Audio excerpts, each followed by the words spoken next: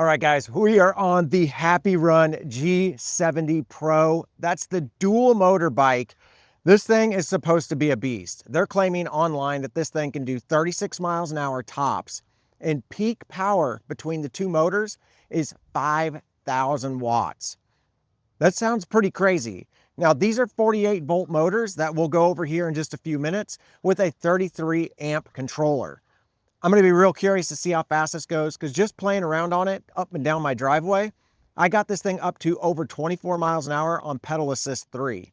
That's pretty crazy. Let's go ahead. Let's jump on the Happyrun G70 Pro dual motor e-bike. Okay, guys, you know the drill. Before we get started, I do want to give you guys a full transparency disclosure about this Happyrun G70 Pro. Happyrun did send this bike over to me. They did not ask for a preview of this particular video. They didn't ask me to modify anything. So this video is not sponsored by Happyrun. They just simply sent the bike and asked for a simple review. All right, let's go ahead. Let's get on with this review. Okay, in order to turn this on, you have to hit the S button or hold it. Then it'll warn you that you need to use your NFC tag. I've got this kind of like hooked on here with a band. There we go. Now, one thing I will say, the screen is a little bit difficult to see, if I'm really honest with you. It could be a little bit brighter, and I'm going to have to figure out if I can get into the menu system or if there is a menu system, because I don't even know if there is a menu system, so I'm going to have to get in here because all this stuff looks like it's predefined, kind of like an old school, like kind of 80s display that you would see like on one of those little Tiger video games.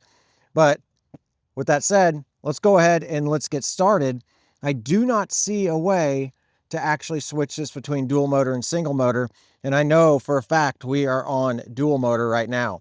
So in order to change your pedal assist level, which right now it is on 5, you just tap this. So you got 0 through 5. We're going to just put it on 1. And looks like we're unlocked. So we should get going here. All right. Okay, being that this bike is a dual motor e-moped, we're going to be using throttle for pretty much all these tests. I will test out the pedal assist, but that's one of those things that you use last resort.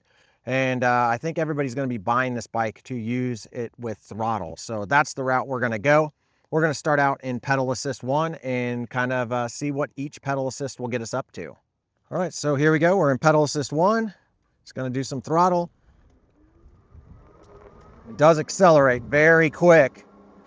So pedal assist 1 is getting us to 12 miles an hour.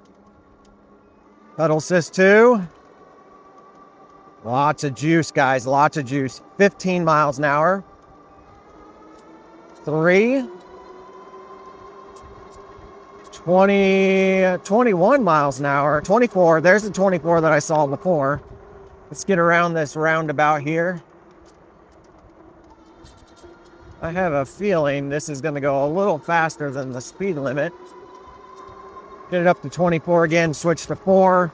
Pedal assist 4. Oh yeah, juice is going, guys. Juice is going. 29. And pedal assist 5.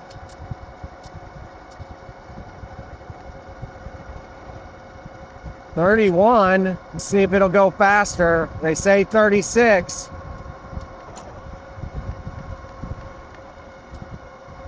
I am in pedal assist 5, but I am maxing out at 31 miles an hour is what I can see on the display. Still feels very quick, but that was a flat area, so I should have been able to hit that 36, but I definitely was not hitting 36. Now that is really nice. I turned on my turn signal and there is an audible warning there for the turn signal, which I was a little bit curious about if there would be, and there is, so that's nice to see. Woo! She's quick, very quick. So let's pull over here. I want to talk about a few things on this bike because this bike is an e-moped, so there's inherently some non-bike type stuff with this. And the main thing is the seat is not adjustable. I'm 5'11", so I wanted to have the rear rack on it, like you guys can see here in this image that I'm putting up on the screen. I had it on there. I really liked this rear rack, but I couldn't sit all the way to the very back because I would hit my tailbone on that rear rack and it wasn't very comfortable. So I wound up putting the passenger seat on so I can actually sit way back here.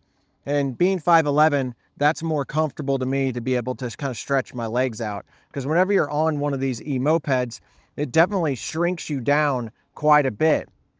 And this one is not a super small e-moped. It's pretty substantial. I was convinced that I was going to fit real easily on there with that rack, and that would have been really handy to be able to put stuff on there, strap it down, and then run into town. But with being 5'11", I just needed to be pushed back a little bit further. So this G70, this is the Pro version, and the Pro version does come in dual motor. That's what I've got, dual motor, dual battery. Right now, they say that this bike retails for $2,699, but they've got it on sale for $1,700 as of making this video. I'm assuming that's one of those Black Friday type sales because we're in that season right now. And I bet you that's just the killer deal that they're trying to beat all their competition. If you aren't interested in the power of the dual motor and a single motor would work for you, they do have the standard G70 model, which would work just fine. It just doesn't have that front motor. And that one's going for right around $1,300 right now during this Black Friday season. So overall, the dual batteries look really cool. However, the lower one looks bigger. It's not. They're the same size shell, just one's offset just a little bit. The top battery is an 18 amp hour and the bottom battery is a 15 amp hour. They're claiming 85 miles on the G70 Pro. Now, one thing I do like is that you do get a nice rear light setup here with a license plate holder in case you have to have a license plate on something like this where you live. And then you do get these turn signals that are flexible. So if you do have an accident or hit something, these things will flex and they shouldn't break. Same blinkers that are back here are up front, so they're flexible. You're getting some plastic fenders and of course the dual motors that come in at 1,000 watts nominal, but they peak out at 2,500 watts each. I do really like this gold chain. I think this gold chain looks really, really cool. Not that you'll be shifting this bike, but you're definitely going to be cruising along on this. And if you ever had to pedal it, you would need to shift it. But they honestly could have probably made this more of a single speed, but being that it's a full suspension, it's easier for them to just put a full derailleur setup on there, so it will take up the slack whenever the suspension moves. You got a dual crown front fork up front, and you've got a coil shock in the back. The front fork looks to be a hydraulic setup, but I can't quite verify that that's the case. I need to dive into that a little bit more. But overall, for $1,699, if you're wanting to get around town and not break the bank, the Happyrun G70 Pro is a fast way to do it. Just take note, this is an e-moped. So just make sure you check your laws and everything in your area. Make sure that this is okay to ride, because this is more powerful than a class 3 e-bike, even though it's probably technically listed as a class 3 e-bike. But with the 1,000 watts of power and the max speed that they say it can get up to, which is 36, but we saw I could only get it up to 31 on a flat road. Just a word of caution to you guys. You want to make sure that you can ride these in your area before you pick one of these up. There is a 160 millimeter rotor up front and a 180 millimeter rotor in the back. Now, it's 4 pistons in the back and 2 up front. That's a little bit opposite of what you see on a lot of bikes. Usually you want your heavier brake or your better brake up front. That's where you do most of your braking than what you have in your back. I know that sounds opposite, but that's really the case. Most of your braking is going to come from the front and not the back. This bike weighs quite a bit. We haven't officially weighed it, but we will here in a little bit. But they're claiming it's 101 pounds, and a 160 rotor and a 180 rotor may not be a good stopping power. We're going to have to find out. I know the DY Island stuff does work really well, so I'm hoping that it works really well on this bike. Enough talk, let's go ahead, let's do the brake test. Okay guys, if you're not familiar with the brake test, I just get this thing up to about 20 miles an hour, and then we're gonna slam on the brakes and see if it stops within the same area that all the other bikes do. So let's go ahead, let's get this thing going. Ooh, yeah, this thing will get up to 20, no problem. And 20. Ooh, Ooh, guys, that didn't do so hot. All right, we're gonna swing her back around, and we're gonna try that again because I feel bad for it. That did not perform well. Unfortunately, I wish it did, but I think the weight of this bike and these tires and these particular brakes, you're not gonna get super high stopping speed. All right, there's 20. So this bike is not gonna like brake as fast. I mean, we're talking a heavy bike. You got dual motors, you got dual batteries, you got dual suspension, and you're running off-road tires. So just to kind of give you an idea, my braking test that I typically do, a good stopping bike stops within this area right here. The back tire is right past that on this second test. The first test, I slid way past it. And I don't know if it was just I wasn't stopping hard enough, but with this second test, I did stop right in front of this like little crack right there. And I'm gonna give it an okay test. I'm gonna say this is a passable test. It's not the fastest braking bike that I've ever experienced. Some of my bikes stop way back here.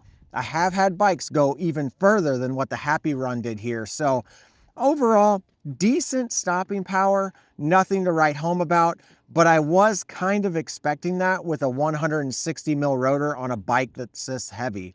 I would really suggest that Happyrun revamps that and just puts an adapter on there and runs a 180 up front, or even better, put a bigger adapter and run a 203 and put the 4-piston up front also. That would really enhance the stopping power. The other thing that they could do to improve the stopping power on this bike is remove the off-road tires. Put on some street tread tires, because these off-road tires will stop good in the dirt, but when you get them on asphalt, like where I think most people are going to be riding this bike, they're not going to have as much grip. So you're going to get more sliding like we had just a second ago.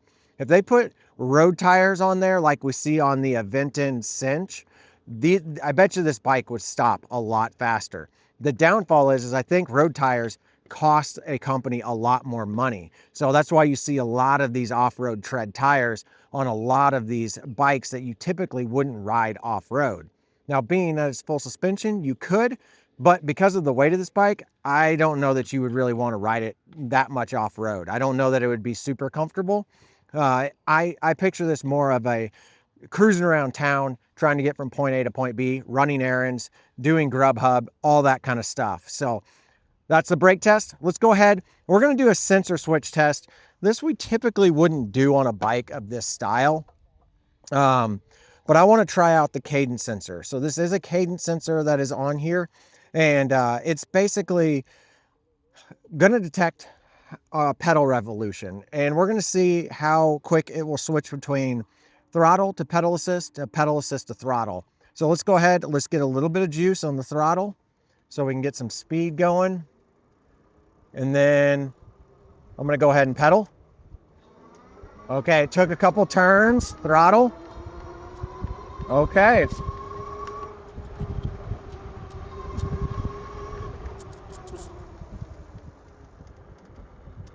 Okay, I am finding that with the pedal assist, I'm doing at least a full turn to a turn and a half before it actually truly kicks in.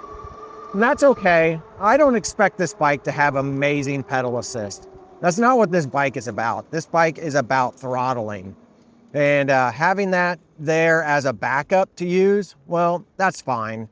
You can tell it's kind of a lower end cadence sensor built into this bike, because I think Happyrun knows people are not going to be pedaling this unless they absolutely have to. All right, we're going to go ahead and do the 0 to 20 test. I have a feeling this bike is going to crush it. What I do is I'm going to put this in the hardest gear. So let me get this in the hardest gear here. I've got it in the hardest gear, and this is how I do all these tests. So we've got it in the hardest gear, and we're going to do 0 to 20 pedal assist. This thing accelerates so fast. I wouldn't doubt it if this is one of the fastest ones or fastest bikes that I've been on. A really good bike, a really fast bike does it in the 5 to 6 second range. A normal bike does it between like somewhere under 8 seconds, and then a little bit more tame bike does it around 9 to 10 plus seconds. So let's see if this thing can get under 6 seconds, maybe even under 5 seconds. Pedal assist version, and then we'll do the throttle. So here we go in 3, 2, 1, go. Kick in cadence sensor. There we go. And 20. Oh, wow. Okay, that had to be super fast. Here's the times for that. Let's go ahead and head back and let's do the throttle version, which I think is going to absolutely crush this test. I wouldn't doubt it if this bike could go 0 to 30 faster than some bikes go 0 to 20. All right, we're back down to 0. Throttle test in 3, 2, 1, go. And 20. Woo! Yes, that is fast, guys. That is so fast. That's what these dual motor bikes are about. They're about getting that speed, getting just crushing speed super, super fast. Let's go ahead. I'm going to take you guys back to the studio for just a minute. We're going to weigh this bike. We're going to actually go over some more of the details, get a little bit closer look at it in the studio where it's not as chilly and not as windy. And then we're going to come back out and we're going to do the big hill test, which a dual motor bike should absolutely kill. Now, taking a closer look at this bike, you do get some pretty cool features that kind of give it that motorcycle vibe with the dual crown fork and the coil rear suspension. Helps smooth out the ride. Now, I wouldn't necessarily take this ride off-road. I don't think the suspension is quite there, but I do think for road use that this suspension will work just fine. Now, if we take a look at the drivetrain down here, it's a pretty basic drivetrain because honestly, you don't really need a lot on this bike. And with that said, I do have to say it is an entry-level system. This is a freewheel back here with a very entry-level Shimano rear derailleur. And not to mention, this crankset is extremely entry-level. So I don't think Happyrun really designed this bike for people to be pedaling. They just threw this on here so they could basically make this a pedal bike and classify it in a e-bike category. Now, something that I think is kind of fun, they put this little motorcycle windshield up here, just kind of gives it a little bit more of a motorcycle vibe. This may deflect some wind, but I think it's more for aesthetics and also so you can see this screen. We're going to go over this screen here in just a little bit, but I've got to say, if there is one weak point on this bike, it's got to be this screen. It's super simplistic. It looks like it could potentially be a pretty cool screen. However, it's just not playing bright enough, but we'll go over that here in just a little bit. Now, when it comes to road safety on this bike, they did take in a few nice measures. They put in rear turn signals and front turn signals. They also put in brake lights, and you get this nice big headlight. Now, Happyrun did think of this as some type of bike that people would be commuting on. They supplied it with front and back plastic fenders, so you don't have to worry about your pants or your legs getting wet while you go down the road. You do have multiple options to be able to set up this rear seat. Now, with this bike, they are saying that you could go 80 miles on this bike. So you've got the 18 amp hour and the 15 amp hour down here. You do get independent keys for both of them. And basically, they are just like a shark fin battery where you turn the key, it unlocks it, you pull it forward, and it slides off. So that's a little bit more detail on this bike. I'm going to take these batteries out and we're going to attempt to weigh this because this bike I know weighs more than what my scale can actually handle. So I'm going to take these batteries out. We're going to weigh the bike and then we'll weigh the batteries and we'll add it all up to see what this bike actually comes out to be. Get this first battery out. That one out. All right, now that we got the batteries out, let's get this hooked up and try to weigh it. And of course, to weigh this, we're going to use my Feedback Sports Scale. This will go up to 110 pounds. It's a lot of weight, guys. All right, guys, there we go. The Happyrun G70 Pro by itself, no batteries installed, 93 pounds, 15 ounces. So almost 94 pounds. All right, let's go ahead. Let's weigh the batteries and see how much this bike totally weighs. All right, this first one is the 18 amp hour battery. 10 pounds, 4.3 ounces. And this is the 15 amp hour battery, 8 pounds, 12.5 ounces. All right, guys, if I did my math right, that means that this bike weighs 115 pounds, 0.37. So almost 115 and a half pounds for this entire bike with dual motors and dual batteries. If I'm honest with you, I thought this thing was going to be well over 120. So now that we know a little bit more about this bike, we know how much this bike actually weighs. Let's go ahead, let's conquer the big hill and see how well this bike does. Now, quick note, I'm not going to pedal up this hill. I normally do, but on this type of bike, I just don't think that it's the right way to do the test. I think this is a pure throttle bike in my opinion. So that's the way we're going to treat it. And we're going to go ahead and just do the throttle test on this. So we're going to get going in 3, 2, 1, go. All right, pedal assist 5, we're cruising. We know this bike has hit 31 miles an hour on the speedometer. So we're gonna see what it can do getting up this hill. We're at 26. Thought it would get up a little bit faster, but hopefully that brake rub is not causing too much of a problem. May slow us down a tiny bit, but I wouldn't think a ton because it's just barely touching it. We're at 21, 19% grade right here. 19, 18, 17, 16, maintaining 16 miles an hour. Oh yeah, this bad boy is fast. This thing is quick up this hill. And here we go. Here is the top of the hill. We're done. That may be one of the fastest times up this hill. I may have only had maybe 1 or 2 other bikes that would match that. So really good job getting up that hill, even with the little brake rub that I had. We're gonna turn around. We're gonna let this car get past us. See what this bad boy does going down the hill. Should be pretty stable. These heavier bikes with the dual motors feel pretty stinking stable. Cruising. 33, 36, 36 miles an hour. Very stable. No worries whatsoever on this bike. It feels very, very stable. All right, guys, let's head back to the studio. We'll go over my final thoughts on this and check out the menu at the same time and see if we can get into the menu to change some settings if that's a possibility.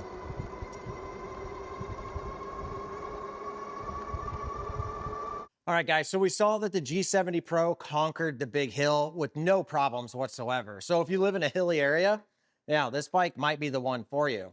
But like I was telling you earlier, you will need one of these NFC cards. Now, this is just a plastic sleeve. If you get yours, you can just take it out of that plastic sleeve.